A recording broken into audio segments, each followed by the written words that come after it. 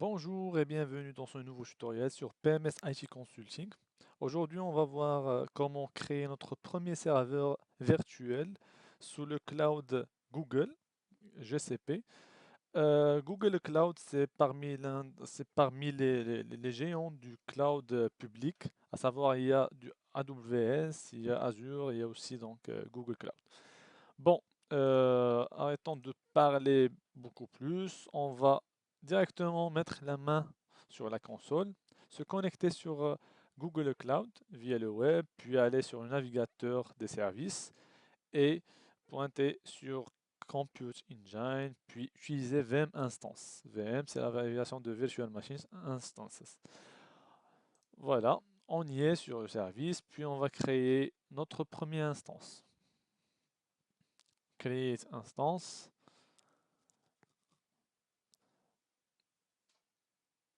Ça va charger, puis il y a toute une template à remplir et personnaliser bien sûr notre déploiement de notre première virtual machine. On va lui attribuer un nom, euh, srv-pms itc. On va choisir la région bien sûr. On va mettre comme région par exemple Europe Ouest 1. À savoir que chaque région a ses propres coûts. On va essayer de voir le Europe Ouest 1 par exemple, sur Belgium, sur la Belgique. La zone, donc il y a trois zones, trois data centers sous cette région. On va choisir celle du C. Comme vous le voyez ici, donc il y a tout un costing qui s'est calculé. Ce costing dépendra bien sûr du type d'instance de la région et du type de ressources, combien de ressources. Et c'est bien sûr donc par heure, il y a aussi monthly, c'est-à-dire par mois. C'est une estimation, grosso modo. Ici, il y a le type de configuration. Il y a plusieurs types de configuration, C3, E2. Chaque configuration a ses propres spécificités, bien sûr, en termes de CPU, disque dur et bien sûr mémoire. Dans notre exemple, on va essayer de voir le N1 qui est moins cher. On va choisir bien sûr le N1 standard en version 2 qui est un peu plus développé côté vCPU. On a deux vCPU et 7.5 Gb de mémoire. Vu qu'on va utiliser du Windows, donc ça tombe bien. Si on avait donc une virtual machine Linux, on pourrait choisir moins que ça, hein. Comme vous le savez déjà, le Linux n'est pas gourmand côté ressources. Après, dans un second tutoriel, on va voir comment peut-on créer une machine virtuelle Google Cloud avec un système Linux, bien sûr. Par la suite, on va essayer de choisir notre système d'exploitation Windows Server. Ici, sur le bout de disque, on a la main de choisir. Par défaut, c'est du Debian, mais nous, on va essayer de voir le Windows Server, Operating System, puis la version, on va voir le 2012 R2, même si c'est un peu vieux, mais juste pour tester. Là, le sizing du disque, on va l'augmenter un petit peu, 100 Go. Select. Ici, sur le parti firewalling, on va essayer d'allouer le HTTP, HTTPS. Sur Advanced Options, on va le laisser comme il est.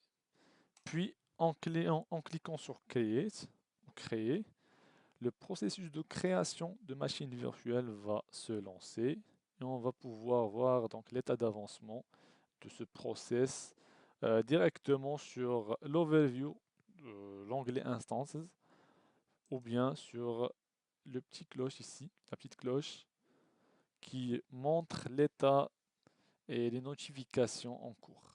Ici, on voit bien que la VM, notre VM instance avec le nom srv-pms-itc. Il est en cours de création, Creation Instance, sous le projet actuel de Google. On va attendre un petit moment. Et voilà, donc la création de notre machine virtuelle GCP, c'est bien finalisé. Comme vous voyez, on a un internal IP et on a un external IP. Ça veut dire que notre machine virtuelle, elle est bien exposée à Internet. Pour se connecter, bien sûr, il y a ici la partie Connect. Par défaut, c'est du RDP pour le Windows. Si c'était une VM Linux, on aura donc un SSH au lieu de RDP. La première des choses, c'est on doit setter ou bien configurer le Windows Password. On va choisir le user, on va le garder ici. On va faire set password. On va attendre un petit moment. Et voilà, donc le mot de passe a été généré. On va essayer de le copier. Et par la suite, on va fermer, puis on va essayer de télécharger à l'avance le fichier RDP, se connecter. L'affichage d'authentification Windows s'affiche en invitant, bien sûr en affichant l'utilisateur par défaut qui est le student underscore 01 underscore 21AC 6F et 3A. On va coller notre password précédemment généré. OK.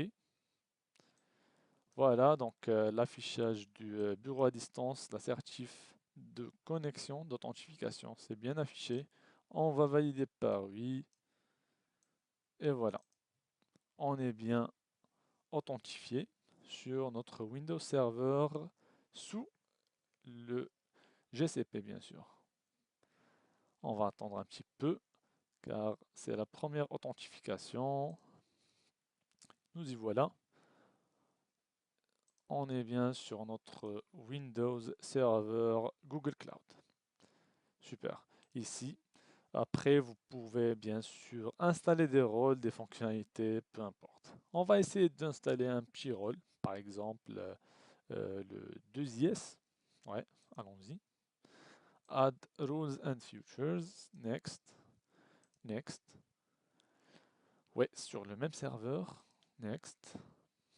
Ici, on va choisir Web Server 2IS. Next. Next. Next. Et installer.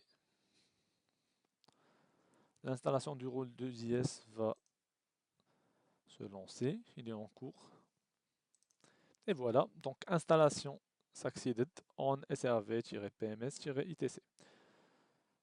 Comme vous voyez que le hostname, c'est le même qu'on a effectué, qu'on a saisi lors de la création de notre machine virtuelle sous la console GCP. C'est srv-pms-itc.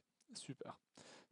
Donc là, on va essayer de tester, bien sûr, donc l'accès au 2IS via le navigateur. Voilà, donc ici, on va juste cliquer sur l'adresse IP publique de notre machine virtuelle GCP. Il va nous rediriger vers un nouvel onglet sur le navigateur. Et il va essayer de nous afficher donc, la page par défaut 2IS.